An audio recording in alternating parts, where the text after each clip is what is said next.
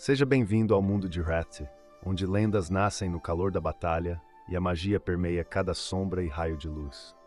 Hoje vamos conhecer Ira, a lâmina da rebelião, uma guerreira moldada no fogo da perda, afiada pela dor e guiada por uma fúria silenciosa que arde sob cada golpe. Nascida das cinzas de uma tragédia, Ira não busca honra nem glória, mas justiça com a precisão implacável de sua lâmina. Seus movimentos são rápidos como relâmpagos e certeiros como a própria vingança.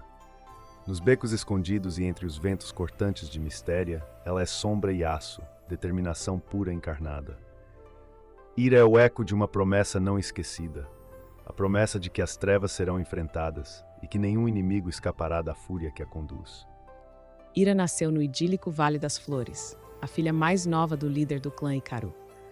Criada em uma família amorosa, era uma criança travessa e de espírito livre, frequentemente arrastando os irmãos para encrencas enquanto eles tentavam controlar a caçula inquieta. Em uma noite trágica, uma horda de criaturas grotescas atacou sua vila, resultando no massacre de sua família e da maior parte do clã.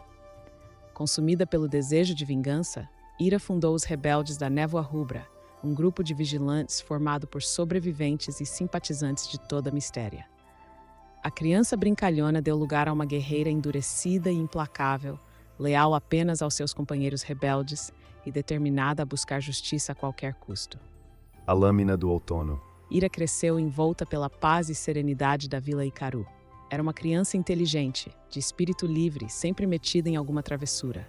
Seus irmãos, Shilin e Jin, tentavam em vão conter sua energia incansável, frequentemente sendo arrastados para suas aventuras impulsivas. Apesar da frustração com sua incapacidade de ficar quieta e prestar atenção aos tutores, seus pais a amavam profundamente. Para Ira, suas memórias da infância eram repletas de afeto. A vila, um cenário idílico que espelhava a tranquilidade daqueles dias. Mesmo com os constantes avisos dos pais, Ira não resistia à tentação de visitar o santuário no topo do vale, escondido sob a grande árvore que dava nome à família. Lá repousava uma espada elegante, gravada com flores de cerejeira ao longo da lâmina. Por mais vezes que tentasse, nunca conseguia tocá-la. Sempre era interrompida antes de colocar as mãos no frio metal coberto de poeira. "Eu já disse para não vir aqui", seu pai advertira certa vez. "Este santuário é sagrado. Você só deve vir aqui em caso de emergência." Ainda assim, Ira sempre voltava, atraída por aquela lâmina silenciosa que parecia chamá-la. Anos se passaram. Pouco depois de completar 14 anos, Ira retornava de um dia de treinamento com seus irmãos.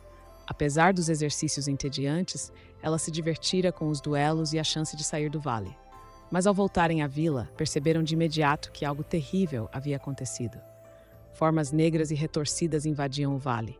Uma horda de criaturas tomava as ruas, sitiando sua terra ancestral. Uma das monstruosidades se virou para eles, revelando uma antiga máscara de osso manchado.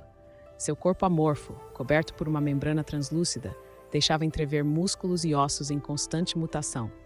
A criatura se ergueu, esticando-se para o alto enquanto assumia nova forma. Ao verem a ameaça, os irmãos empunharam suas armas. Mas antes que pudessem atacar, seu pai surgiu, posicionando-se entre eles e o monstro. "Deixem isso comigo", gritou ele, firme com a espada em punho. "Vocês devem ir ao santuário da família. Não parem, aconteça o que acontecer." Shilin não hesitou. Puxou os irmãos e os forçou a correr. Atravessaram a vila em desespero, desviando das criaturas deformadas e dos confrontos sangrentos entre aldeões e monstros. Apesar de cruzarem com diversas aberrações, nenhuma os perseguiu. No santuário, fecharam a porta e começaram a vasculhar o lugar. As palavras do pai ecoavam na mente de Ira. Só venha ao santuário em caso de emergência. Ele devia ter um plano. Enquanto os irmãos examinavam as paredes, Ira caminhou até a espada no altar. Pela primeira vez conseguiu segurá-la. Assim que ergueu a lâmina do outono, um tremor sacudiu o santuário. A madeira rangeu sob seus pés.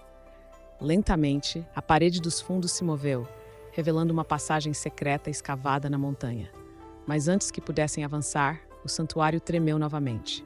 A parede frontal foi destruída por uma criatura colossal. A mesma máscara de osso, agora mais próxima e ameaçadora. A máscara subiu e a criatura revelou dezenas de fileiras de dentes, soltando um urro de puro terror. Shilin saltou à frente dos irmãos, erguendo sua espada. Mas antes que pudesse golpear, o monstro avançou como um raio, e num piscar de olhos, Shilling foi partido ao meio. Seu corpo tombou, os intestinos pendendo da mandíbula ensanguentada da criatura. Ira gritou, mas Jin a agarrou, arrastando-a para o túnel secreto. O monstro seguiu, formando centenas de pequenas mãos que se arrastavam pelo chão enquanto seu corpo desproporcional se contorcia para entrar. Um grito agudo ecoou pela escuridão. O túnel, frágil pelo tempo, começou a ceder. As pedras tremeram. Em um estrondo, as paredes desabaram, esmagando a criatura sob toneladas de rocha. Jing e Ira correram até escapar por pouco do colapso. Mais tarde, cobertos de poeira e exaustos, emergiram novamente à superfície. Ira se virou, observando a silhueta da vila em chamas recortada contra o céu noturno. Jin se juntou a ela, e os dois irmãos permaneceram lado a lado em silêncio, esperando o sol nascer. Nas semanas seguintes, passaram a procurar por sobreviventes, aproximando-se da vila o quanto ousavam. Apenas alguns conseguiram escapar, vassalos da Casa das Flores. Nenhum outro retornou. Ira e Jin tornaram-se os últimos herdeiros da linhagem Ícaro. Com o tempo, descobriram que sua tragédia não era a única.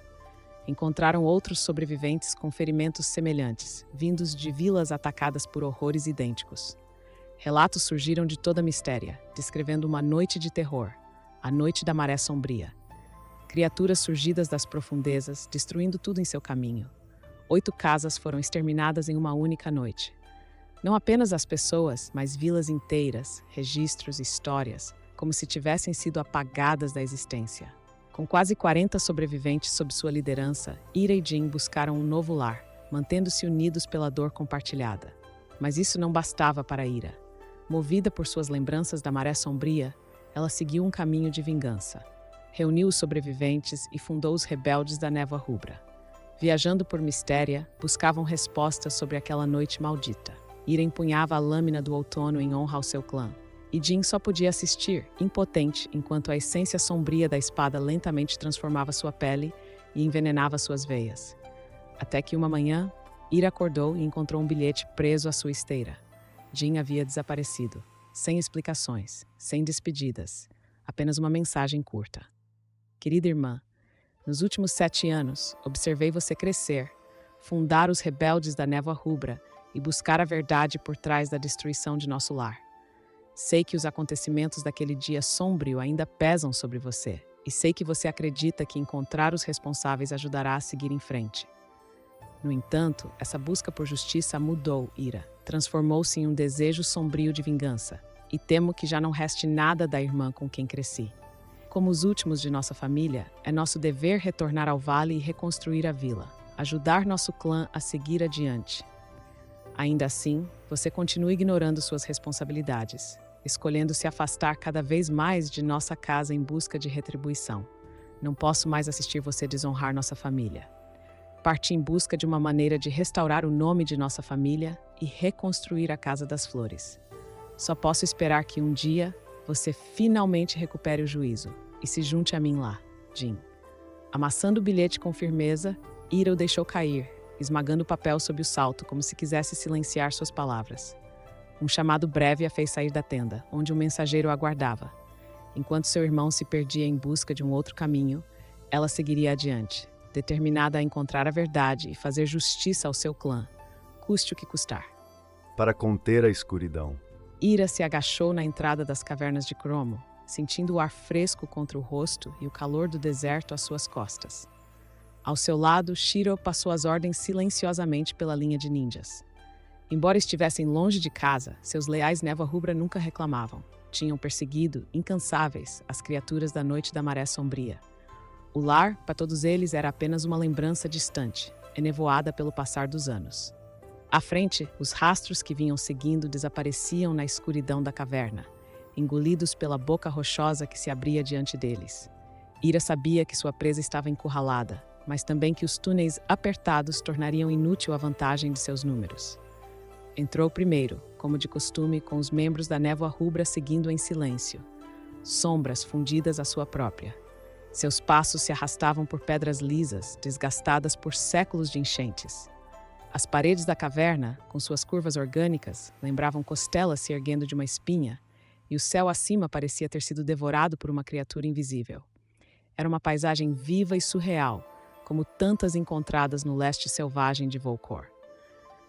Ela desembainhou sua lâmina, e a gravação ao longo do fio do outono brilhou em dourado sob a fraca luz que filtrava por entre as fendas do teto. Então, das profundezas da escuridão, uma risada gutural reverberou pelas paredes da caverna. Ira se virou a tempo de ver a criatura emergir das sombras. Muito maior que qualquer um de seus ninjas, o ser portava um claymore ornamentado em mãos cinzentas como carne morta. Em sua cabeça, uma massa de tentáculos se contorcia como vermes sobre carne em decomposição, emoldurando uma máscara de morte congelada em um sorriso rictal. Os olhos eram duas órbitas negras e vazias, profundas como um túmulo. Um de seus ninjas havia escalado a parede como um besouro, tentando flanquear o inimigo. Lançou-se de seu ponto de vigia, o kodate em punho, mas as runas ao longo da espada da criatura brilharam quando ela girou com velocidade sobre-humana, cortando a mulher no ar antes que o golpe fosse desferido. A névoa rubra avançou em uníssono, como uma onda coordenada. Energia arcana explodiu do corpo do monstro, formando runas flutuantes que repeliam os ataques. Entre os escudos giratórios, o Claymore surgia como um trovão, dilacerando, dissecando, até que mais 4 ninjas tombaram, sangrando sobre a pedra fria. Ira e Shiro se lançaram à batalha. Shiro se esgueirava entre as runas, desferindo golpes curtos e precisos contra a arma do inimigo. Ira corria pela lateral da caverna, escalando a parede e seguindo uma das costelas de pedra que se curvava sobre a cabeça do monstro. Os ninjas restantes se aproveitavam da distração de Shiro para golpear e recuar, abrindo feridas profundas na carne pútrida da criatura. O monstro rugiu, e as runas ao seu redor explodiram, lançando os ninjas pelos ares. Ira, no entanto, mergulhou no turbilhão de energia, o Zokana brilhando nos braços enfaixados, protegendo-a da energia abrasadora do fio do outono. Sua lâmina penetrou fundo no ombro direito do inimigo. O estrondo do Claymore caindo ecoou pela caverna. Ira se firmou no cabo da espada enquanto seu peso arrastava a lâmina por toda a extensão das costas da criatura. Quando enfim a puxou, o som foi como o rasgar de uma lona apodrecida. O monstro, derrotado, deixou escapar um suspiro gorgolejante. Enquanto a criatura definhava, tentáculos se contorciam e caíam. A pele se soltava em lâminas secas que flutuavam até o chão. A carne se rachava, as feridas exalavam pó de sepulcro. Os gritos cessaram lentamente e o corpo colapsou sobre si mesmo. Por fim, a máscara mortuária tombou entre os restos desidratados. Ira se abaixou e pegou o crânio, enfiando os dedos nas órbitas vazias. Virou-o nas mãos com curiosidade, os polegares passando sobre as runas entalhadas no osso. Ira limpava o fio do outono com um pano, removendo o sangue seco da lâmina ancestral. A espada, que pertencia à família Ícaro havia gerações, fora trazida de terras distantes, além-mar. Havia quem dissesse que ela era um fragmento da própria devastação, uma lasca do cataclismo que destruíra sua terra natal. Os sagrados Okana, escritos em suas ataduras pelo barqueiro cego do Pico Skylark, serviam como proteção contra os efeitos corrosivos da arma. Aqueles que sentiam o toque do outono raramente viviam para ver outra estação. Enquanto Ira cuidava de sua arma, Shiro retornava da tarefa solene de enterrar os mortos. Sentou-se com um suspiro cansado ao lado da fogueira, seu corpo refletindo os longos anos de batalha, embora ainda fosse tão hábil quanto qualquer um da névoa rubra.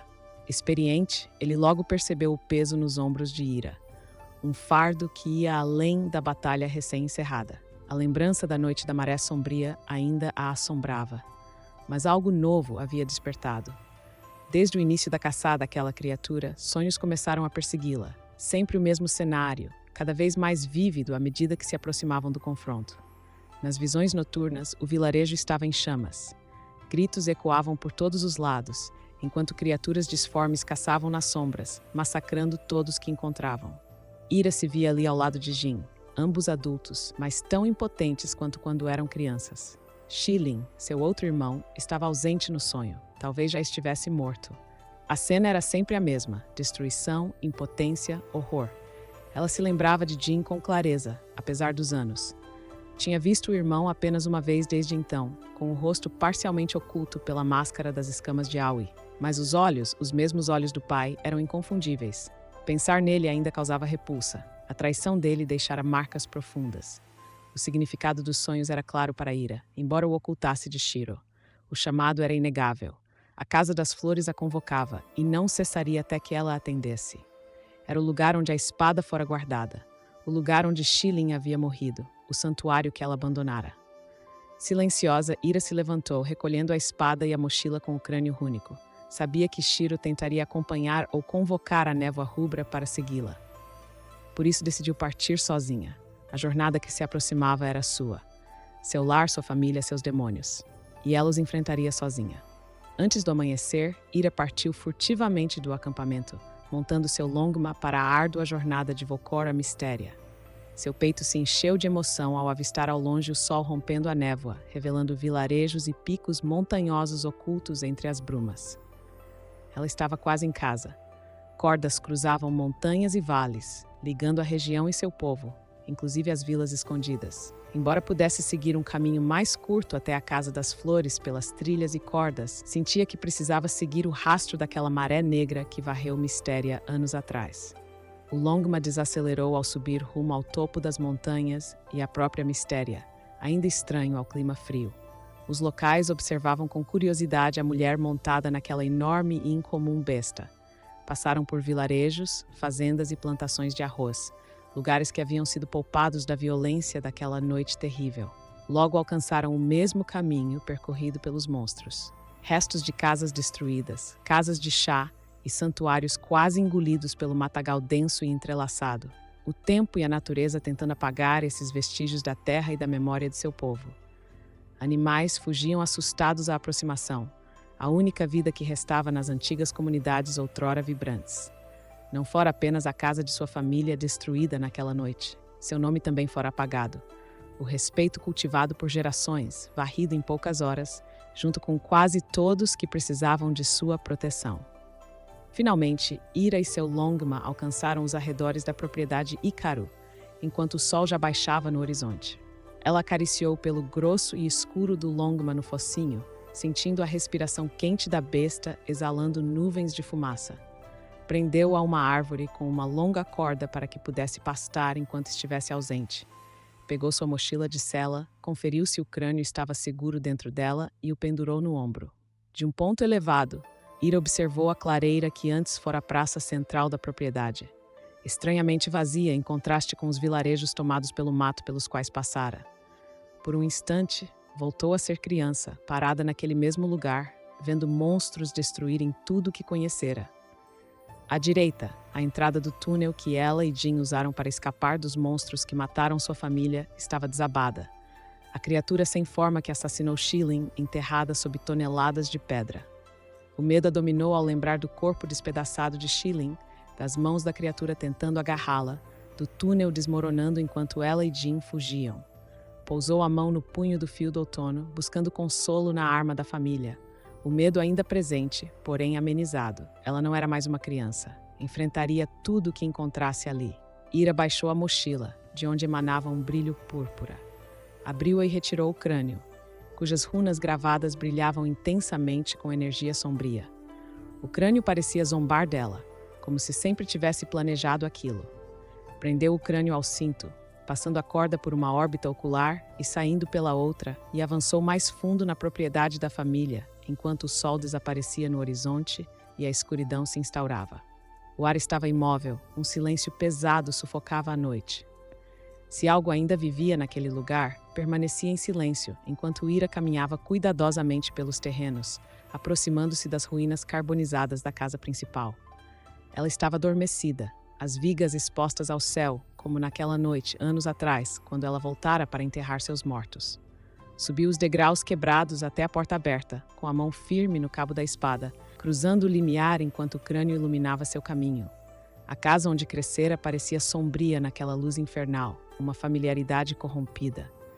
Ela esperava encontrar o espaço vívido em sua memória, cheio de vida e risos de infância. Mas algo estava diferente. Avançou mais fundo, os passos marcando o pó grosso sobre o assoalho de madeira, o crânio guiando-a para os fundos. Ao afastar pedaços de madeira carbonizada e lajes caídas, descobriu uma escotilha secreta, algo jamais visto em suas explorações de infância. Gravada com Okana Mysterianos, a madeira parecia queimada, revelando magia profunda, magia de sangue. Ela leu a mensagem deixada pelos pais, que explicava seu sacrifício para proteger os filhos daquele mal que ainda contaminava a terra. A noite da Maré Negra não havia terminado. O brilho azul dos Okana se espalhou por suas bandagens e pela moldura da porta, até que um estrondo violento sacudiu tudo. A porta se estilhaçou, revelando uma criatura repulsiva. Uma massa monstruosa de corpos humanos unidos em podridão, com um enorme olho central e uma boca escancarada.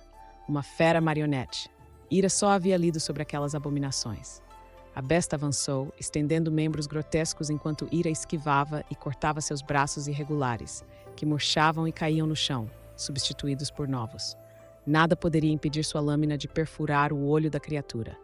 Mas no instante em que ela atacava, um corpo molhado escorregou da boca do monstro, a forma cadavérica de seu irmão Shilin. A visão dela se turvou, presa em um abraço ósseo que calava suas palavras. A dor dilacerava suas memórias, enquanto Shilin recuava para a boca do monstro, arrastando Ira consigo. A mandíbula da besta se abriu para engoli-la quando uma lâmina cortou o crânio do irmão morto, libertando-a.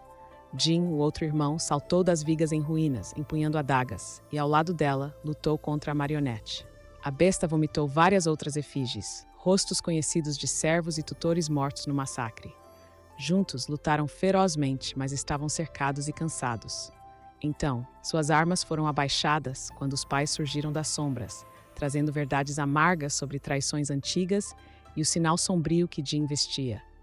Em um ato brutal, o pai matou a mãe diante deles, desencadeando a fúria de Ira, que em um grito decapitou o pai com sua lâmina. A batalha continuou feroz, mas os irmãos foram finalmente capturados pelos braços gelados da criatura, puxados para a boca salivante da fera marionete. Quando tudo parecia perdido, Shiro e a névoa carmesim chegaram, derrubando as marionetes e libertando Ira. Ela uivou em fúria e avançou contra a besta. Ao seu caminho, uma garota apareceu, rendida e indefesa, completando o cenário sombrio daquela noite. Ira, Jin, Shiro e a névoa carmesim se reuniram nos jardins em ruínas da antiga casa Ikaru. Enquanto os ferimentos eram tratados e pequenas fogueiras aqueciam refeições simples, os cavalos e longmas eram alimentados e hidratados após a longa jornada até Mystéria. Havia algo de reconciliador naquele momento. Ira reconhecia agora que sua partida solitária havia sido um erro. Shiro e os demais também haviam perdido tudo na noite da Maré Negra. A dor e a vingança pertenciam a todos, não apenas a ela. Depois de expressar sua gratidão a Shiro, Ira se aproximou de Jin, que estava sozinho, imerso em pensamentos diante das chamas. Sentou-se ao lado do irmão e, por um instante, as sombras do passado pareceram menos pesadas. Jin carregava as marcas da lealdade às escamas de Aoi, mas também a convicção de que podia mudar o sistema por dentro. Mesmo agora, após a revelação das mentiras e traições, ele permanecia firme em seu propósito. A corrupção dentro das escamas, jurava ele, seria arrancada. Esse era o caminho que escolheu seguir. Ira, por sua vez, não desviaria do próprio destino. A névoa carmesim ainda tinha sombras a enfrentar. A batalha estava longe de terminar. Antes de partirem, trocaram promessas silenciosas de apoio mútuo. Jin ofereceu os recursos de sua rede de espionagem, caso Ira precisasse. Ela, por sua vez, reafirmou que a névoa carmesim estaria presente, vigiando, pronta para agir. Jin se afastou por entre os escombros da noite, deixando Ira sozinha com seus pensamentos. O vínculo entre eles jamais seria quebrado, eram irmãos. Mas algo mais antigo, a amizade de infância, parecia agora ao alcance. Ainda distante, mas possível. No entanto, aquele não era o momento para reconciliações. Havia monstros ainda à espreita. Ira se virou para os companheiros da névoa carmesim. As sombras não cairiam sozinhas. Elas seriam vencidas. E ela os guiaria nessa luta. Muito obrigado por assistir. Seu apoio é fundamental para continuarmos explorando o mundo de Wrath juntos. Não se esqueça de deixar seu like, se inscrever no canal e compartilhar suas ideias nos comentários. Nos vemos no próximo vídeo.